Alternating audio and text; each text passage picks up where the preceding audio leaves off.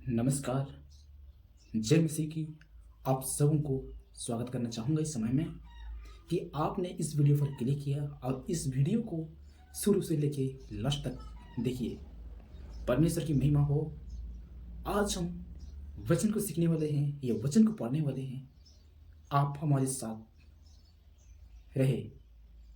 मैं यीशु पिता को धन्यवाद करना चाहूँगा क्योंकि उसने अभी तक हम सबों को, आपको, मेरे को, हम सबको सुरक्षित रखा है। और आज जो मैं बोलने चाहूंगा या बोलने जा रहा हूं, जो बाइबल में हम पाते हैं, इस बाइबल में हम पाते हैं कि एक दृष्टांत, बीज बोने वाला दृष्टांत, इसके बारे में मैं आज आपको बताना चाहूंगा। आइए हम बाइबल की ओर जाएंगे। बाइबल की ओर हम जाएंगे और मैं वचन करना चाहूंगा मरकुस की किताब, उसका 4 अध्याय, उसके 1 से 9 तक। यहाँ पर एक छोटा सा कहानी हम पाते हैं। छोटा सा कहानी हम पाते हैं कि मरकुस 4 अध्याय, उसका 1 से 9। यहाँ पर जैसे मैंने कहा पहले कि बीज बोने वाला का दृष्टांत, यहाँ पर हम लोग एक दृष्टांत को पाते हैं। आइए आगे बढ़ने से पहले हम लोग छोटी सी दुआ करते हैं। आकाश पृथ्वी सृष्टिकर्ता महान दयालु जीवित परमेश्वर पिता, मैं तुझे धन्यवाद करती समय के लिए। अब हम वचन पढ़ने जा रहे हैं। इस वचन में तेरी मदद सहायता हो ताकि लोगों को समझ सके, जो इस वीडियो को देख रहे हैं, इन सारे लोगों को समझ की शक्ति दे और वे समझ सके। छोटी दुआ स्वार में सुन ग्रहण कर, आमीन। आइए हम लोग वचन को शुरुआत करते हैं। मरकुस 4 अध्याय, उसके 1 से 9 पर एक छोटी सी दृष्टांत कहानी है। इस प्रकार है जैसे वह फिर झील के किनारे उपदेश देने लगा और ऐसा बड़ी भीड़ उसके पास इकट्ठे हो गई कि वह झील में एक नाव पर चढ़कर बैठ गया और सारी भीड़ भूमि पर झील के किनारे खड़ी रही। और वह उन्हें दृष्टांतों में बहुत सी बातें सिखाने लगे और अपने उपदेश में उनसे कहा, सुनो, एक बोने वाला बीज बोने निकला। बोते समय कुछ मार्ग के किनारे गिरा और पक्षियों ने आकर उसे चुग लिया। कुछ पथरीली भूमि पर गिरा जहां उसको बहुत मिट्टी ना मिली और गहरे मिट्टी ना मिलने के कारण जल्द उग आया और जब सूर्य निकला तो जल गया और जड़ न पकड़ने के कारण सूख गया। कुछ झाड़ियों में गिरा और झाड़ियों ने बढ़कर उसे दबा दिया और वह फल न लाया। परंतु कुछ अच्छी भूमि पर गिरा और वह उगा और बढ़कर फलवान हुआ, और कोई 30 गुना, कोई 60 गुना और कोई 100 गुना फल लाया। तब उसने कहा, जिसके पास सुनने के लिए कान हो वह सुन ले, बोलता है लास्ट में। आइए इस दृष्टांत का मतलब, ये दृष्टांत का अर्थ क्या होगा हम जानते हैं, हम जानने चाहेंगे। आइए उसके, जैसे मैंने अभी दृष्टांत को पढ़ा, उसी का उत्तर हम बाइबल में ही पाएंगे। बाइबल में ही हमें इसके उत्तर मिलेगा। जिसे पहला पॉइंट था मर्ग के किनारे जो गिरा, उसका मतलब क्या होता है।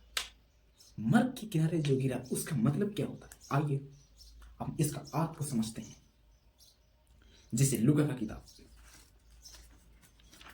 किताब उसका 8 का 12 में क्या लिखा है।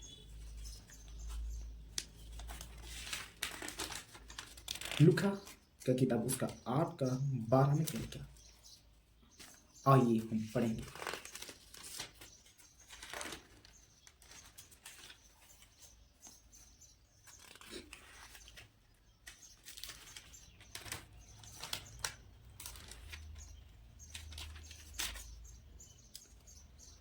मर्ग के किनारे जो गिरा, उसका मतलब क्या होता। आइए हम पढ़ेंगे। लूका 8 का 12, मर्ग के किनारे के वे हैं जिन्होंने सुना, तब शैतान आकर उनके मन में से वचन उठा ले जाता है कि कहीं ऐसा ना हो कि वे विश्वास करके उद्धार पाए। इस तरह हम वचन पाते हैं कि मार्ग के किनारे जो गिरा, चिड़िया आकर उन्हें उठा ले गया, यानी खा गया, ले गया। इसी तरह हमारे विश्वासघातों की भी वचन को सुनकर ग्रहण कर लेता है, परंतु उसी समय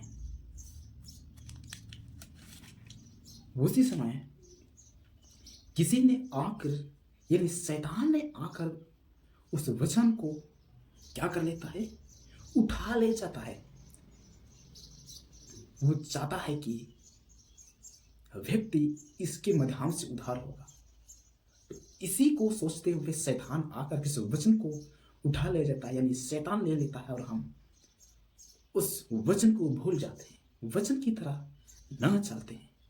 आइए हम नेक्स्ट पॉइंट की ओर चलेंगे। वचन कहता है जो चट्टान पर गिरा, उसका मतलब क्या होगा?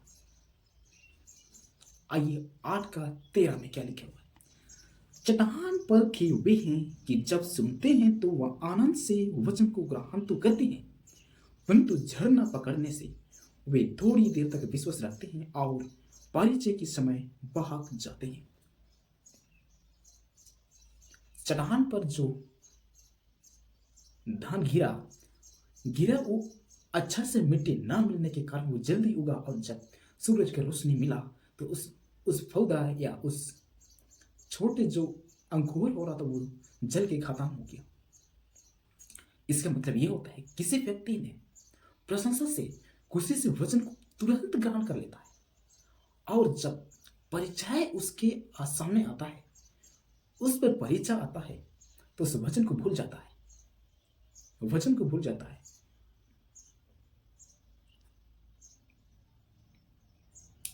वचन को भूल जाता है, उससे वचन दूर हो जाता है, यानी उसने क्या सीखा क्या नहीं उसको कुछ पता नहीं चलता। आइए अगले पॉइंट की ओर हम चलेंगे। जो झड़ियों में घिरा उसका मतलब क्या, जिसे वही 8:14 में हम पाएंगे। जो झड़ियों में गिरा और धन और जीवन के झड़ियों में गिरा या वे हैं जो सुनते हैं पर आगे चलकर चिंता और धन और जीवन के सुख विलास में फंस जाते हैं और उनका फल नहीं पकता। झड़ी में गिरा और वो धन से बड़ा झड़ी था, यानी झड़ी धन से बढ़कर आ गया और वो दबा लिया और उसमें कोई फल नहीं ला पाया। तो वचन भी इस तरह कहता है, वचन तो ग्रहण कर लेते हैं और भी आगे चलकर यानी कुछ दिन कुछ समय होते होते उसका में सोच विचार चिंता धन दौलत इन सबों के बारे में उसने सोचने लगता है और इस वचन को भूल जाते हैं, सुख विलास में फंस जाते हैं, धन दौलत में फंस जाते हैं, पैसा रुपये में फंस जाते हैं और वचन को लोग भूल जाते हैं, वचन को लोग साइड कर देते हैं। यानी वचन की जगह उसने धन दौलत संपत्ति को रखते हैं। जिस जगह वचन को रखना है उस जगह में वचन को ना रख करके धन दौलत पैसा कौड़ा इन सब को रखता है। लेकिन परमेश्वर कहता है सबसे पहले परमेश्वर के धर्म की खोज करो तो तुम्हें सारी वस्तुएं तुम्हें मिल जाएगी। इस बातों को लोग ना मानने के कारण उसकी ऑपोजिट करते हैं। लोग सोचते हैं, लोग कहते हैं सबसे पहले मुझे संपत्ति चाहिए, सबसे पहले मुझे एक गाड़ी की चाहिए, सबसे पहले मुझे एक बाइक कार चाहिए, उसके बाद मैं क्या करूं, धर्म को खोजूंगा। लेकिन यह गलत है। प्यारे भाई एवं बहनों, आपसे मैं कहना चाहूंगा सबसे पहले आपको धर्म और राज्य को ढूंढो, उसके बाद सारे वस्तुएं जो तुम्हें चाहिए सब कुछ मिलेगा।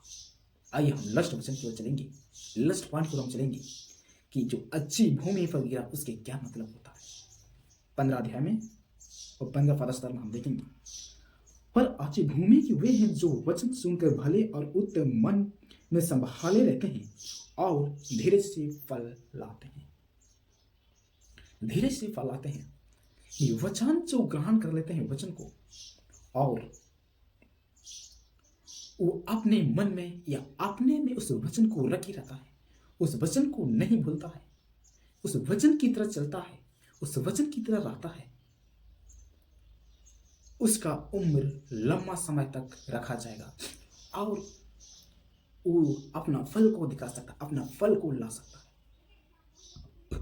प्यारे भाइयों एवं बहनों, मैं आपसे ये कहना चाहूंगा कि परमेश्वर आपके साथ रहे और इस वचन की तरह आप चले तो परमेश्वर आपकी चाहत को पूरा करेगा, आपकी इच्छा को पूरा करेगा।